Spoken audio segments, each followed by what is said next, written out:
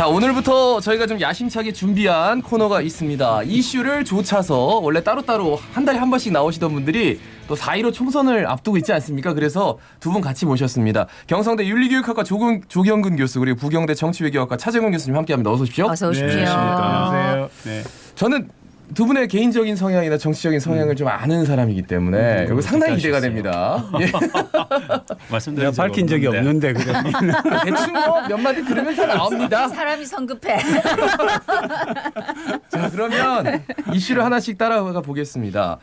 황교안 대표가 어제 이제 종로 출마 후에 처음으로 모교인 성대를 방문해가지고 그러니까 요즘 말로 나 때는 말이야 이러면서 이제 좀 친한 얘기를 하다가 그 옛날 무슨 사태를 희돌했다 이런 말씀을 하셨어요. 그러니까 좀 친분 관계를 서로 이렇게 좀 과시하기 위해서 이렇게 개인적인 얘기를 했는데 이게 무슨 사태가 이게 광주 민주화운동이 그렇죠. 아닐까? 그렇죠. 누가 봐도 그런 네. 광주 민주화운동을 지칭하는 말이라고 볼 수 있는 건데 저는 이제 뭐 저도 모를 수 있어요. 저도 뭐 가끔은 옛날 그 쓰던 언어 습관 때문에 네, 광주 네. 사태 쓰기도 하고 하는데 저는 이제 정치하시는 분은 그래도 말 한마디를 굉장히 좀 조심해야 될 필요가 있고 특히 저는 좀 다른 부분이 근데 지금도 우한폐렴이라고 쓰시지 않습니까? 네, 그거는 네. 특정한 목적을 갖고 우한이라고 하는 중국 에 대한 좀 정서를 강조하기 위해서 쓰시는 거거든요. 되게 의도적으로 쓰시는 거예요. 그런데 그렇게 치밀하게 언어를 골라서 쓰시는 분들이 혹은 분이 광주 그 사태라고 하는 것들을 떠올리면서 그 특정 언어를 지적했다는 거는 저는 그게 좀 말이 안 맞는 네. 거죠. 그런 부분들이 좀 저는 좀 안타깝다 이런 생각이 들더라고요. 네. 예, 조경민 교수님 어떻게 보셨어요? 글쎄 뭐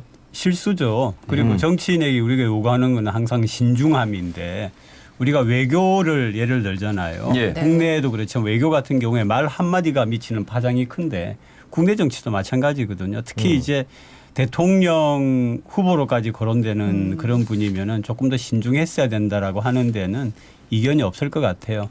아직 예. 그런데 정치인으로 시작한 지가 그렇게 오래 안 돼 놓으니까 예. 그러면은 저는 조언을 하고 싶은 게 좀 생각을 하고 말씀을 하시라. 특히 좀 하나 둘 예. 셋 하고 난 다음에 특히 예. 황 대표님은 좀 많이 좀 조심하셔야 되는 게 지금까지 사실 설화에 대단히 꽤 구설수에 그랬죠. 많이 네. 오르셨고 여러 번 뭐 올랐죠. 사실 이 문제도 있지만 떡볶이 문제도 이 오뎅 드시면서 사실 그 어묵이라고 해주세요. 어묵이라고. 어묵. 교수님도. 죄송합니다. 어묵인데 예. 어묵 드시면서도 또 불필요한 또 잡음을 만들어내시고 뭐 이런 것들 보면 앞으로 좀 위태위태한 부분들이 있지 않을까. 아니 나는 그거 그런 생각이 먹는 좀 거 듭니다. 보면서 조금 걱정했던 게 예. 같은 꼬챙이를 가지고 여러 사람 입에다가 이렇게 넣더라고 또 보니까. 그건 뭐 저희들 정상하고 좀 비슷하지 그런데? 않습니까? 그러니까 이게 요새 어떤 코로나 정치적인 시대잖아 코로나 두 시대. 분께 어떤 정치적인 신념이나 스펙트럼, 네. 철학 이런 것들을 좀 배워야 되는데 그러니까, 오히려 이게 유권자들은 시시콜콜하게. 이런 거에 굉장히 크게 반응하거든요. 아, 그래요? 그러니까 네. 사소한 것에서 예, 어떤 그런 생각을 작은- 갖고 예. 있는지가 네, 나오니까 맞습니다. 예 그런데 저는 개인적으로 약간 궁금했던 게 본인 해명으로는 사태는 그 사태가 아니다라고 얘기하는데 어떤 사태인지 진짜 궁금하더라고요. 그 해명까지 뭐 아롱 해주셨으면 사태가 있을 수도 있고 뭐 다양한 예. 진짜 아재 개그. 본인 자체가 사태였죠 이번에. 예, 어쨌든 이제 두 사람이 이낙연 전 국무총리하고 황교안 자유한국당 대표가 이제 정치 1번지 종로 나올 것인가 안 나올 것인가 쭉 얘기가 많았는데 어쨌든 지금 빅매치가 시작이 됐는데 어떤 점을 우리가 중심으로 보면 될까요?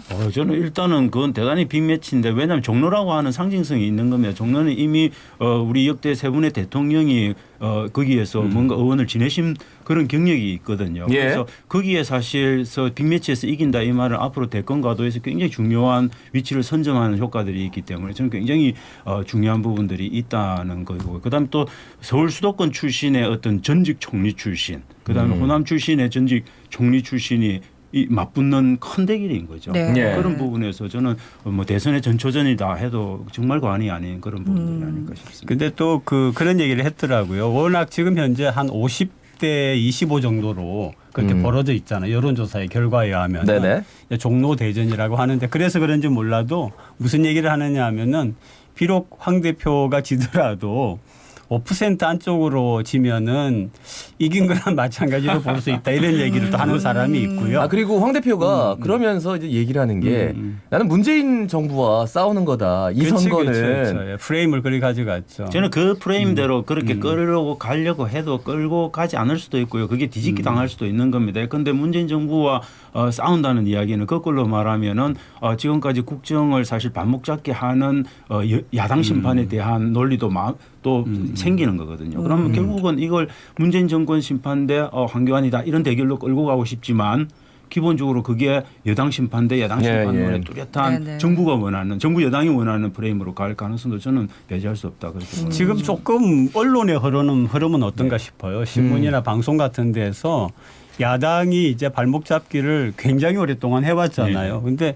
이상하게 그 얘기는 별로 없고 뭐 경제 또 북한 문제 해가지고 정권 심판 쪽에 조금 더 쓰는 그런 경향이 좀 있다. 결국은 뭐 그런 선거가 시작되면 네. 이제 세력 대 세력이고 네. 1대1 구도가 이제 결국은 종로는 완성이 됐기 때문에 지금처럼 50대 25 이렇게까지 표 차이가 확 차이가 그렇지는 날까? 않을 거예요. 그렇지는 않을 거예요. 네, 그렇지는 않을 거예요. 네. 네, 저는 이정현 무소속 의원이 종로 출마 처음에 출사표 던지고 나서 저는 이번 주 월요일에 제가 보도를 봤는데 한교안 대표가 나오는 거와 상관없이 나오든 안 나오든 자기 끝까지 가겠다고 했는데 바로 또 안 그분은 나온다 말씀을 잘 하더라고요. 안 하시는 거예요. 항상 손학규 대표가 타이밍 못 잡아서 네. 헤매시는 것처럼 네. 그분도 정말 항상 이렇게 좀 뒷북 당하는 스타일이신 것 같고요. 그다음에 좀 사퇴하는 시점 때문에 되게 이전에도 2016년인가 그때 탄핵 때도 네, 사실 네. 말이 많지 않았습니까? 예. 거취를 낳고 논란을 빚고 그런 것들이 지금도 거취를 갖고 논란을 빚고 하는 걸 보면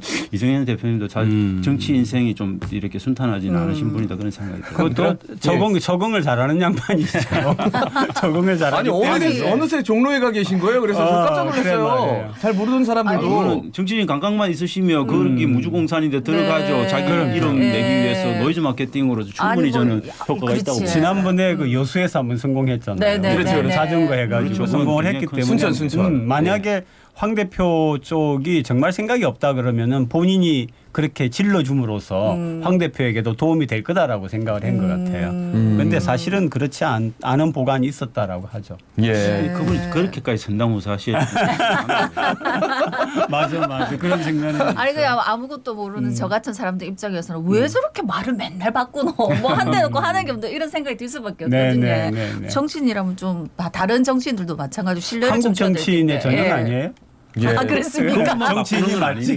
너무 슬픕니다. 이게 한국 정치인의 전형이라고. 근데 이정현 의원 입장에서는 우리가 지금 한 3분여를 이정현 의원을 언급을 했어요. 지나갑시다. 네네. 많이 했네. 예. 우리 그러면 잠시 쉬었다가 또 이야기 한번 이어나가야 될 시간이거든요. 잠시만 쉬겠습니다. 여러분은 개편을 맞아 방송 시간이 더 길어진 자갈치 아즈매를 듣고 계십니다. 이제 더 오래 보입시다.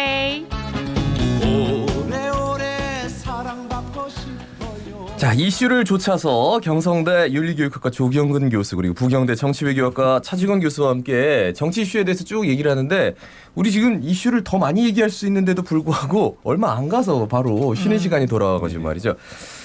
자유한국당 얘기고 하나만 더 하고 다른 당이 속사정으로 좀 들어가겠습니다.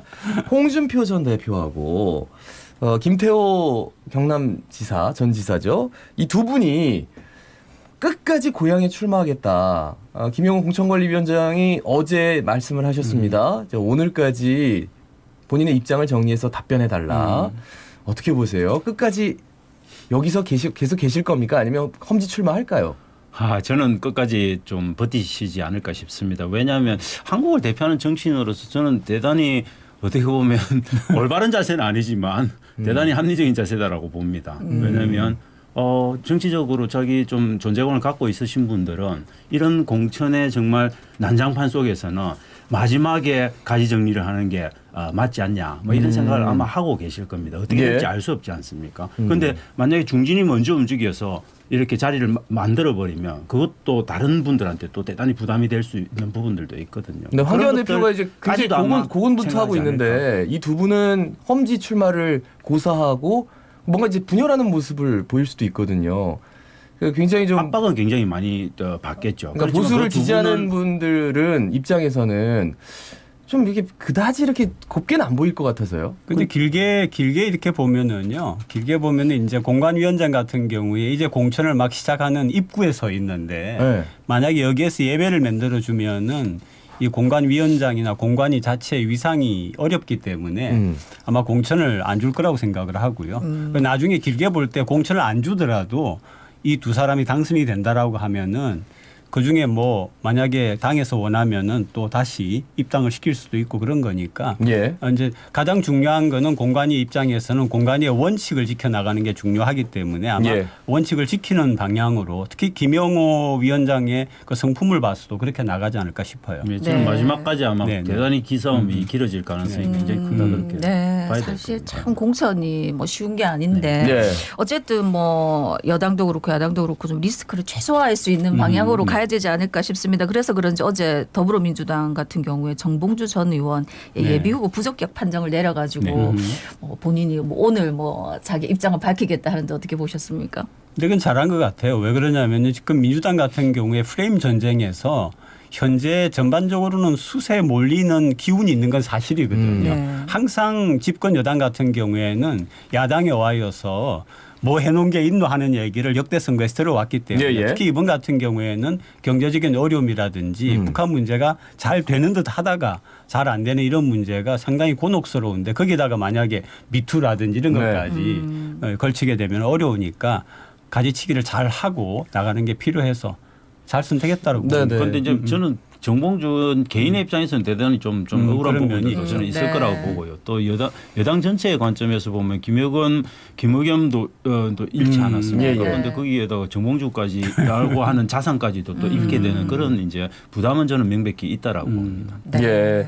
그러니까 당을 위해서 뭐 끝까지 했는데 무죄 판결까지 받았는데 꼭 예비 후보까지 그 자격까지도 박탈해야 되느냐 이런 의견과 거꾸로 그만큼 네. 좀 절실하고 아쉽고 힘드는 부분이 여당에게 있다라고 하는 걸 반영하는 거라고 예. 저는 생각을 해요. 네. 특히 이제 20대 표심 같은 경우에 지금 많이 이 불안정해졌다라고 이야기를 하지 않습니까? 민주당 쪽에 있던 그런. 예. 그런데 그런 것 하나하나를 생각하면은 일단 조금이라도 오해를 받거나 힘들 수 있는 부분은 정리를 하고 가자라고 하는 게 여당의 입장이다 그렇게 보여요. 예, 그리고 노무현 전 대통령의 사위죠. 곽상원 변호사. 이분은 충북 보은, 옥천, 영동, 괴산 어떻게 보면은 보수 텃밭이라고 불리는 곳에 본인이 출사표를 던졌습니다. 뭐 어떻게 보셨어요? 뭐 저는 굉장히 근데 좀 뭐 후광 효과라고 하는 것들이 당연히 있겠죠. 아무리 보수 텃밭이다 하더라도 예. 그럼에도 불구하고 최근에 이제 충북의 여러 가지 분위기들 정서들이 되게 악화되고 있는 부분이 있습니다. 그래서 저는 굉장히 정치적으로 아마 부담을 많이 안고 나가는 그런 어떤 예비 후보 출마다 그렇게 볼 수 있겠고 그럼에도 불구하고 만약에 충북에서 살아남고 자기 존재감을 드러낸다 그러면 저는 굉장히 빠르게 정치적인 존재감을 만들어 나갈 가능성도 꽤 있다. 후광 효과를. 근데 제가 이뤄가면서. 이 근처를 조금 아는데 여기 굉장히 보수적인 도시입니다. 맞습니다. 그러니까 네, 충청도에서도 네, 저도 아주 왔다 갔다 했는데 여기는 굉장히 고정적으로 계속 야당, 이전 여당 후보들이 계속 됐는데 그 진짜 옛날 얘기인데 뭐 유경수 여사 고향하고 비슷한 옥천이죠. 그런 곳이 예. 맞아요? 예, 맞습니다. 진짜 옛날 예, 얘기인데. 근데 이제 문제는 그분이 그렇게 하는 거는 그 장인 어르신이 사실 부산에 험지 출마를 하고 네. 험지는 골라 다니면서 간 이력이 있지 않습니까? 그런 스토리에 사실 좀 이렇게 실어 나갈 수 있는 그런 부분들도 있기 때문에 예, 저는 예. 뭐 그닥 나쁜 선택은 아닐 수도 있다. 그렇게 그리고 봅니다. 이분의 연배가 어느 정도 되는 거예요? 이분이요? 잠깐만요. 그렇게 훅 들어오시면 제가 그러니까 검색을 제가- 할 아니, 기회를 괜찮아요. 주시고 그냥 적당히 말씀하시죠. 네. 제가 얘기하려고 하는 부분은 그렇게 말하자면은 여당 입장에서 험지 아닙니까? 험지 네, 중에 네. 험지잖아요. 예. 근데 그런 곳에서 여당의 여러 가지 정신이라든지 정책 같은 것들을 이야기하는 그런 것들이 본인의 정치적인 자산도 쌓아가는 거니까요. 예, 71년생입니다. 네. 네. 예, 요새 이제 한 50 되셨네요. 50. 예. 젊으시네. 네. 그러니까 충분히 가능성을 지니고 있는 나이의 측면에서는. 네, 뭐 요새 말로 임팩트 있게 임팩트 등장. 한번 해가지고 한 번 정도 건너뛰어도 지더라도 예. 뭐. 시간이 좀 좀 있다. 예, 네, 네, 다음은 한 이제 55살까지. 예. 예. 지난번에 차재현 교수님 나왔을 때 그날 보도에 안철수 신당으로 이름 지을 것 같다 해가지고 말이 안 된다 했는데 결국 안철수 신당으로 하려고 했는데 선관위에서 안 된다 예, 그건 안 해가지고 되죠. 예. 예. 국민당으로 지금 이름을 예. 이제 최종 정리했는데 그래도 국민당 지금 뭐 창당대회하고 하려면 시간이 되게 촉박해 보이는데 어떻게 보십니까? 뭐 굉장히 저는 촉박한데 문제는 그 당명이 아직도 사실 가지 정리가 안 된 부분들이 저는 있지 않을까. 여전히 국민당이라고 하는 것 쓰는 것에 대해서도 국민정서상 받아들이기 좀 어려운 부분이 있다. 왜냐하면 옛날 통일국민당이 있었고 통일국민당에 대한 약칭을 국민당으로 썼었거든요. 물론 선관위에서 이제 생각하는 거는 국민당 써도 상관없다. 왜냐하면 이미 새누리당 없어졌는데 또 쓰는 거 우리가 허용하지 않았냐면 이렇게 돼서 그 부분 큰 문제는 없을 것 같습니다. 네네. 아직도 여전히 좀 저는 불씨가 남아 있는 네. 부분들이 있다. 그리고 뭐 너무 이제 사실 총선이 촉박하기 때문에 지금 예. 창당 작업 서둘러 가지고 언제 후보 내고 저는 그 과정들이 너무도 격하게 돌아갈 가능성이 많은데 네. 만약에 전체적으로 이게 탄력을 받는 정당이고 국민들로부터 굉장히 상승일로에 있는 정당이면 그런 과정들이 다 굉장히 빠르게 진행될 수 있습니다. 그렇지 않은 정당이고 또 보수 통합이 이루어지고 있는 가운데서 일어나는 일이기 때문에 저는 상당히 큰 시간적으로 압박 요소가 있다고 봅니다. 사실 기대감이 좀 있기는 했어요. 왜 그러냐면은 여야가 해온 정치가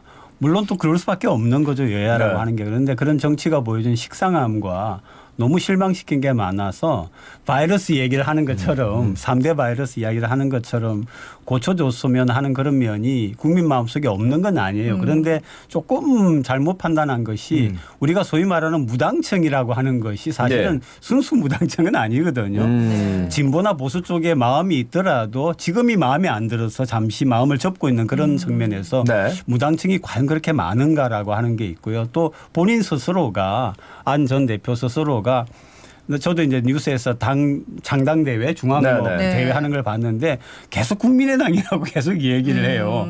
본인 입으로. 네. 그래도 돌아가고 싶겠죠. 옛날에 향수가 그런 얼마나 향수가 진하게 있는 남았습니까. 모양이야. 네. 정치는 네. 또 향수를 떨구고 새로 출발을 해야 되는 그때는 건데 그런 것 같아요. 아니 근데 그래서 저는 안철수 신당 할 때 아니 왜 개인의 이름을 저렇게 분명히 안 될 텐데라고 생각했는데 그 이슈로 지금까지 국민당까지 그 이슈를 한 번도 놓치지 않고 계속 스포트라이트를 받았어요. 어떻게 그렇죠. 보면은. 뭐 언론에. 노이즈 마케팅의 언론에. 일종일 수도 네네. 있는데 그렇게 저는 사리 깊게 디자인하실 분은 아닌 것 같고요.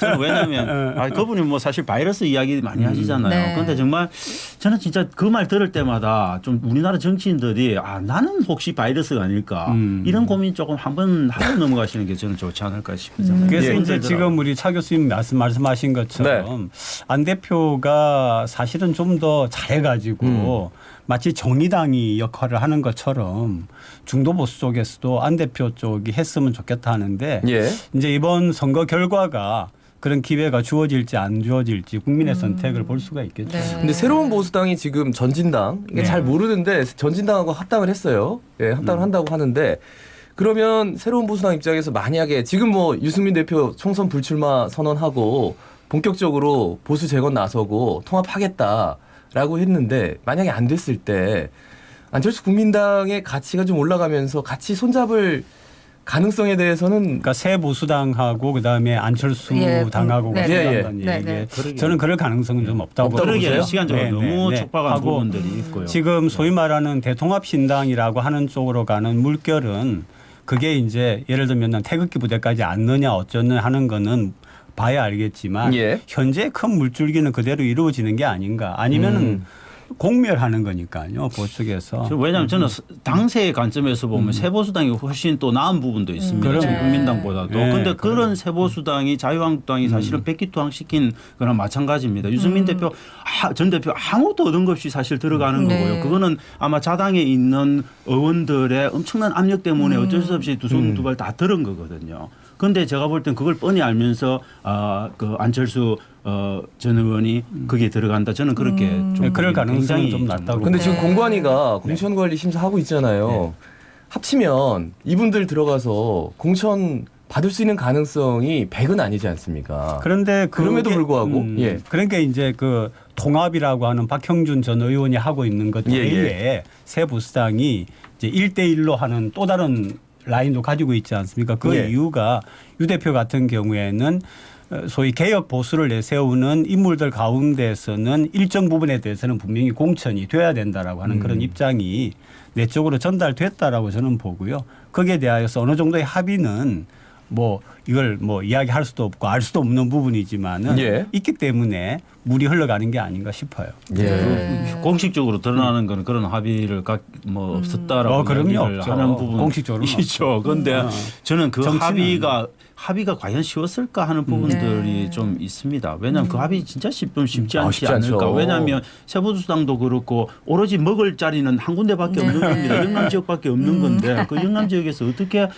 가지치기를 할까. 제가 볼 땐 자유한국당 의원들이 거기에 양보할 사람이 누가 있습니까? 그러니까 아마 그게 지금 저는 굉장히 쉽지 전액이라고 않았을 하는 거라고 게 봅니다. TK라든지 PK라든지 지역에서 몇 프로 물갈이라고 하는 얘기도 네. 그런 그렇죠. 맥락하고 같이 한다고. 그런 면에서 본다면 황교안 대표가 본인이 자처해서 이제 종로 출마를 선언한 것 자체가 어떤 변화의 시점이 아닌가라는 네, 생각이 네, 한편으로 네, 듭니다. 네, 네. TK, PK에서 험지 출마가 아니라 자꾸 이렇게 차출한다 이런 얘기 나올 때마다 굉장히 민감했거든요. 근데 그게 쏙 들어갔어요. 쏙 들어갔죠. 그러니까 이제 아까 이야기한 것처럼 재미나는 게 왜 5% 이내에 지면은 이런 얘기까지 벌써 나오는 걸까라고 하는 걸 보면은 뭔가 좀 선거 전략이라고 하는 측면에서 예. 뭔가 줄기가 없이 흘러가는 건 없거든요. 선거라고 하는 거는 이거는 이기느냐 지느냐의 싸움인데 대충 하지 않습니다. 예. 양당 모두가. 탈북 외교관이죠. 그 태영호 전 태영호. 주영 북한 공사를 네. 한국당에서 영입을 했습니다. 이분은 뭐 지속적으로 TV에 나와서 본인의 의견을 굉장히 좀 강력하게 피력했던 분이고, 그리고 이렇게 대북 정책이 가서는 안 된다. 분명히 잘못된 정권이다. 이렇게 해서 계속 비판을 했던 분이란 말이죠. 어떤 의미를 가진다고 보세요?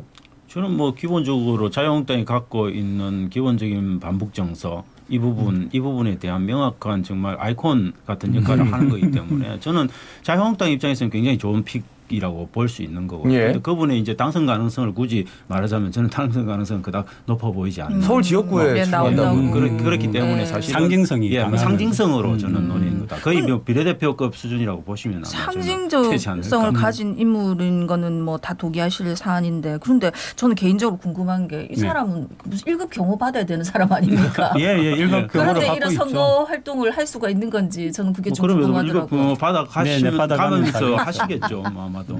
아무래도 근데 예. 이분이 만약에 선거판에서 특히나 지역구 유권자들을 만난다 그러면 그게 그만큼 이슈는 될 것 같아요. 언론에서. 그러니까 선거 전략이라고 하는 네. 게 어떤 인물을 보면서 정부의 어떤 실책을 떠올리게 한다라고 하는 게 선거 전략의 하나이기 때문에 태정공사를 공천한 이유는 그분을 볼 때마다 대북 정책, 그렇죠. 현 정부의 예, 그런 현 걸 정부의 떠올리게 대북 되는 정책을 그런 선거 떠올리게 전략이 만들죠. 있는 거고요. 예. 그런데 아무래도 보수가 진짜로 좀 표를 제대로 얻느냐라고 하는 거는 결국은 개혁하느냐 아니냐에 딸려 있기 때문에 그런 점에서 유승민 전 대표 쪽이 가지고 있는 가치가 있고 네. 그래서 합당하려고 하고 합당의 물결이 그런데 저는 예, 그 가치는 흘러간다라고 명백하게 보는 거죠. 이미 더 망가진 상태라고 봅니다. 저는 뭐 네. 이번 어떤 합의가 이면 합의가 있었는지 모르지만 그 뭐 예컨대 보수 통합의 3대 원칙이 저는 명확하게 지켜졌다고 보기 어렵습니다. 그거는 왜냐하면 결국 인물이나 이런 것들을 통해서 쇄신해 나가고 하는 모습들이 명확하게 보여야 되는데 그런 것들이 공천 과정에서 얼마만큼 지켜질지는 알 수 없지만 지금 현재까지는 그런 지켜지는 모습이 전혀 사실 없고요. 그다음에 정치 이런 대의와 명분이 굉장히 중요한 부분들이 있습니다. 그런데 단 한 번도 황교안 대표가 그런 부분에 대해서 명확하게 대의 명분을 줄 수 있는 것들을 유승민 의원한테 주지를 않은 겁니다. 뭐 그런 부분에서 저는 대단히 좀 모양새 안 좋게 저는 통합을 한다면 모양새 안 좋게 통합하는데 유승민 의원이 동의를 한 부분이고 그 부분은 저는 세보수당 의원들이 반성해야 될 부분이고 저는 그런 관점에서 보수 개혁이라고 하는 것들이 유승민 의원이 생각했던 방향으로 가는 개혁은 절대 아니다. 뭐 저는 그렇게 단언. 그때 아마 이게 그 선거가 그 전에 제가 한번 말씀드렸는데 크게 보면은 이제 공중전이 있고 그다음에 지상전이 있고요. 그다음에 이제 지상전 공중전을 해 나갈 때도 단계마다 새로운 것들을 내세우거든요. 예. 현재로서 지금 그 야당, 제1야당이 내세우고 있는 거는 현 정권의 실패를 계속 내세우고 있는 거고요. 네네. 그다음에 이제 공천이 완전히 이루어지고 나면은 우리 차 교수님이 얘기하시는 것처럼 자기네가 가지고 있는 색깔에 대하여서 얘기를 하지 않을까. 그게 이제 선거 전략이지 않을까. 네. 그래서 한번 우리가 좀 더 관찰할 필요는 있는 거죠. 예.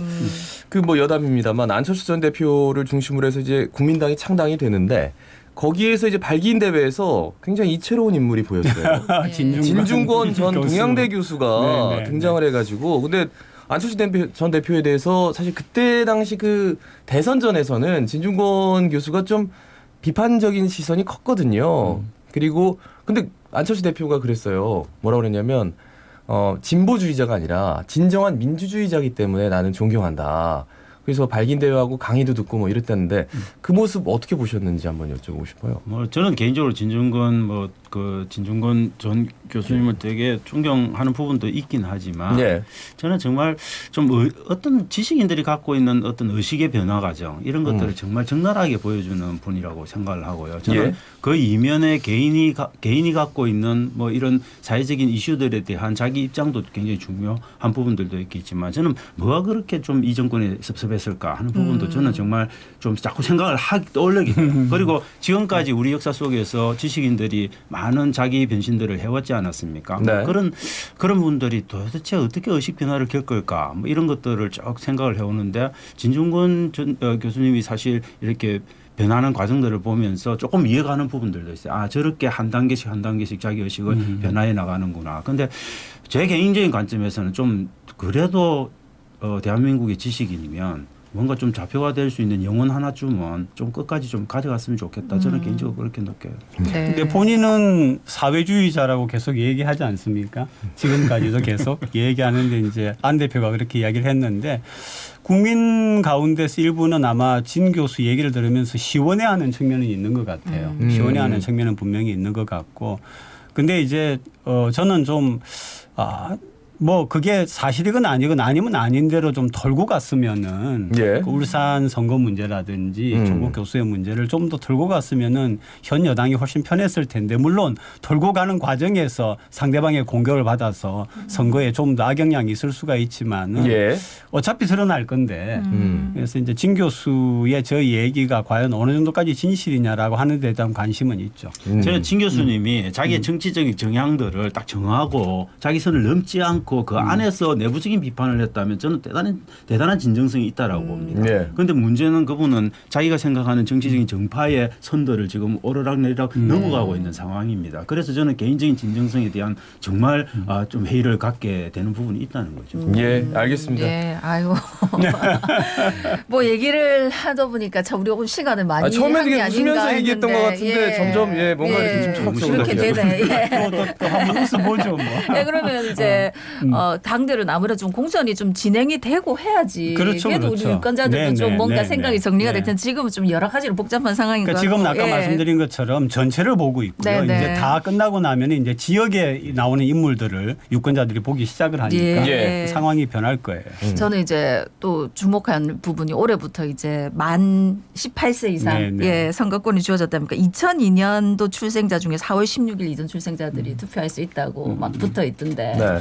뭐 어떤 분들은 만 18세가 무슨 정치를 알겠나 뭐 이렇게 걱정하신 분도 계시고 뭐 충분하다 하는 분도 계시고 한데 어떻게 생각하십니까? 저는 18세에게 선거권을 주는 거는 뭐 잘했다고 생각을 하고요. 예. 생각을 하고 소위 뭐 18세의 나이라고 하면 옛날에 우리가 해방 이후의 정치 역사를 봐도 그 나이 때에 거리에 나서 가지고 민주화라든지 반독재를 외친 우리 친구들이 많이 있고 그때보다 지금 친구들이 훨씬 똑똑하지 않아요? 네. 근데 다만 이제 과연 그 선거에 미치는 임팩트를 볼 적에는 4월 이전 생이 돼야 되기 때문에 숫자는 그렇게 많지는 않은 많진 거예요. 않아요. 네, 네, 네. 이분들이 뭐 어떤 그렇죠. 캐스팅 보트를 준다거나 네. 이거는 좀 쉽지 않을 것 같아요. 네. 부산에 뭐 한 8,000명 됩니까? 올해 예. 그 정도밖에 안 되니까 사실 그걸 18개 지역구로상 나누면 네. 아무것도 아닌 겁니다. 그럼에도 불구하고 저는 상징성이라는 게 있는 거고 네. 앞으로 저는 선거 연령 하향 조정에 관한 압력은 계속될 거라고 봅니다. 그래서 아마도 뭐 16세 정도까지도 내려갈 가능성도 있고. 그런데 이제 저는 진짜 18세 똑똑합니다. 그럼요. 18세와 그럼요. 19세 한 살 차이가 뭐가 그러니까. 예? 그러니까 한편으로 그런 생각 들어요. 이번에 네. 총선을 경험한 사람들이 다음 대선에서도 또 투표권을 갖습니다. 네, 네. 한 2년 상관이에요. 그러니까 대선이니까 어떻게 보면 이게 문구가 만 18세 유권자라고 하지만 그동안 정치적인 그 경험치를 더 늘려놓는 그렇죠. 거죠. 그리고 생각들도 더 많이 하게 되고. 그렇죠. 학습이 되는 네, 거죠. 그러면서 그러니까 차기 유권자라고 생각하면 굉장히 파워가 있거든요. 그래서 지금은 조금 얼마 안 돼 보이지만 나중에 되면은 이 계층이 굉장히 좀 파워를 가질 수도 있겠다. 오피니언 리더가 될 수도 있겠다는 생각이 들어요. 근데 이제 우리 차 교수님하고 저하고가 예. 드리는 말씀은 우리는 평생 고3 마치고 금방 대학 올라온 아이들을 그렇죠. 보고 있잖아요. 네. 아, 저는 그렇죠, 그렇죠. 40년째 네, 네. 보고 네, 있는데 네. 똑똑한 아이들이에요. 그러니까 우리 국민 여러분들이 좀 신뢰를 해가지고 그 친구들이 정치에서 좋은 역할을 하도록 기대를 가지면 예, 좋겠어요. 너무 걱정 마시고 뭐 사실 그렇지 않습니까? 군대는 16살 되면 딱 보내면서 네, 뭐왜 그걸 맞습니다. 걱정? 그러니까 예, 예. 소국을 지키라고 예. 하면서 그래요. 그 각 정당의 1호 총선 공약 얘기를 좀 해볼게요. 민주당이 잘 모르시는 분들이 많으세요. 왜냐하면 이 공약보다는 지금은 인물이니까 네네. 1호 공약이 전국의 공공 와이파이를 획기적으로 확대한 통신비 절감. 근데 자유한국당은 경제 정책 전환, 재정 건전화, 주 52시간제 완화. 이렇게 얘기했단 말이죠. 민주당 1호 공약이 좀 총선 좀 공약감 약하죠. 치고는 그러니까 무게감이 이제 떨어진다. 이게 이제 아까 제가 말씀드린 공중전의 프레임인데 항상 야당은 그런 점에서 쉽죠. 그러니까 잘못한 거를 얘기를 네. 하면 되니까. 그런데 여당이 할 수 있는 얘기는 지금 나오는 거는 우리가 지금 정부를 맡고 있고 정책과 예산을 집행할 수가 있기 때문에 이런 것들을 해드릴 수가 있다라고 하는 쪽으로 갈 수밖에 없고요. 똑같은 게 이낙연 전 총리가 종로 대전에 나서면서 똑같은 얘기를 한 거 아닙니까? 그래서 그런 얘기를 할 수밖에 없다. 다르게 무슨 야당을 아까 말한 것처럼 야당의 발목 잡기라고 하는 건 이미 상당히 건너간 것 같고요. 선거 전략에서는. 그런 것 같은데. 근데 제가 보기에는 좀 그런 거예요. 이렇게 내가 이 공약을 만들면 수혜자가 누굴까를 생각해보면 네. 와이파이는 최고의 수혜자인 거죠. 너무너무 넓어요. 그냥 예. 20세부터 그러니까. 뭐 8, 90세. 네, 근데 이게 네. 공약으로 할 게 아니라 대통령의 공약해서 진행이 됐어야 되는 게 아닌가 한편으로는. 그렇죠. 그냥 그거는 일반 정책으로 가능하면 정말 모든 사람들이 무료로 쓰게 와이파이를 만들어 나가는 게 네. 맞는 거예요. 그런데 그게 저는 정말 대표 공약이다 이렇게 가는 건 좀 약해요. 그래서 저는 오히려 예. 그런 것보다도 네. 정말 우리가 뭐 젊은 세대들 뭐 이렇게 아니면 저출산 뭐 고령화를 위한 대책이나 이런 것들 좀 특단의 대책을 좀 만들어서 딱 이렇게 이건 문재인표야 뭐 이런 네. 것들을 만들어주는 게 저는 좀 좋지 않았을까 하는 생각이 들어요. 그러니까 선거 결과가 어떻게 나올지는 모르지만 현재까지는 여당이 아무래도 좀 힘드는 약간 그 상대방의 공격에 와서 네. 좀 수세적인 그런 모습이 느껴지는 거고요. 좀 저도 우리 차 교수 말씀하신 것처럼 좀 국민들이 볼 적에 이거 뭐야라고 하는 좀 큼직한 거를 좀 내놓으면 좋겠는데 와이파이 이런 얘기하고 하니까 저는 저출산이나 이런 문제들을 좀 심각하게 생각을 해본다면 그러니까요. 대단히 좀 획기적인 네, 그런 할 수 것들을 하나 있을 텐데. 터뜨릴 수도 있다고 네. 보거든요. 근데 네. 너무 좀 조심스러워. 근데 문제를 터뜨리고 나면 그다음에 야당이 뭐 하겠습니까? 그리고 또 또 이야기하는 겁니다. 거, 또 그런 것들 비판하니까. 생각하면 사실 정부 여당 입장에서는 겁이 날 겁니다. 그러니까요. 우리나라 야당들도 너무 심한 거예요. 그런 관점에서. 아니 저는 민주당 처음에 약한 게 왜 야당이 심해요? 예. 민주당 약한 거지. 아니. 뭐 약한 예. 부분도 있겠죠. 그렇지만 사실 정부 여당은 정말 겁나는 거죠. 뭐 말하기가 진짜 그렇다고 그렇지 공공 않았을까. 와이파이 획기적으로 드린다고요?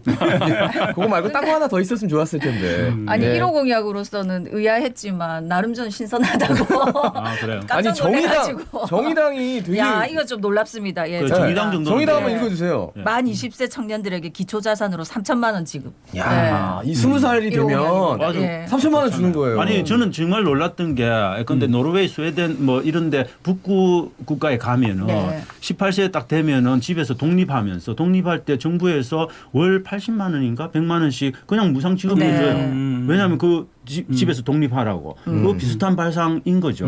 저는 그런 것들은 굉장히 좀 신선하고 이런 것들을 조금 무리하지만 비판을 받을 수도 있겠지만 정부 여당이 좀 치고 나가면 좋지 않을까. 근데 정의당이 이런 걸 만들어봤자 사실 이걸 정책화 시키려면 또 국회의 그 험난한 네, 벽을 넘어야 그렇지. 되니 얼마나 네. 어렵겠습니까. 근데 일단 정의당 입장에서는 그죠. 굉장히 많이 기대할 수 있고 기대할 수 있는 부분이 젊은 층 특히 네. 20대인데 어떤 점에서는 선거 전략적으로 민주당에 가 있던 20대 표가 흔들리기 시작을 하니까 그 표를 정의당이 흡수할 수 있다라고 하는 전략을 가지고 있는 것 같아요. 예. 근데 돈 주겠다라고 하는 거는 또 이상한 어디서 또 나오는 것 같은데 어쨌든 정의당의 얘기는 아까 우리 차 교수님 말씀하신 것처럼 예. 젊은 사람이 자기의 사회생활을 시작하는 점에서는 일정 부분은 필요한 부분이 있죠. 저는 정의당의 네. 전략은 굉장히 성공적이라고 봅니다. 왜냐하면 지금의 우리가 좌파 포퓰리즘이라고 이야기하는데 서구에서 지금 굉장히 인기를 얻고 있는 부분도 있지 않습니까? 거기에서 주로 하는 정책들이 이런 종류의 유럽에서 포퓰리스트적인 특히 정책들인 많이 겁니다. 하죠. 네. 예, 두 분하고 말씀 나누다 보니까 시간 진짜 빨리 가네요. 빨리 가죠. 네, 이거 벌써 가버렸네. 매주 화요일, 다음 주 화요일에 네. 또 두 분 뵙도록 하겠습니다. 네. 이슈를 조차서. 네. 아니 오늘 그래 저기 세수도 제대로 안 하고 왔는데 사진까지 찍고 열심히 여기저기서 플래시가 터지고 있어서 그래 죄송스럽네요. 다음 예. 주에 세수하고 와야겠어요. 예, 네. 오늘 고맙습니다. 경성대 윤리교육학과 조경은 교수 그리고 부경대 정치외교학과 차재관 교수였습니다. 예, 자갈치 아침에 17,311회 박성원이었습니다.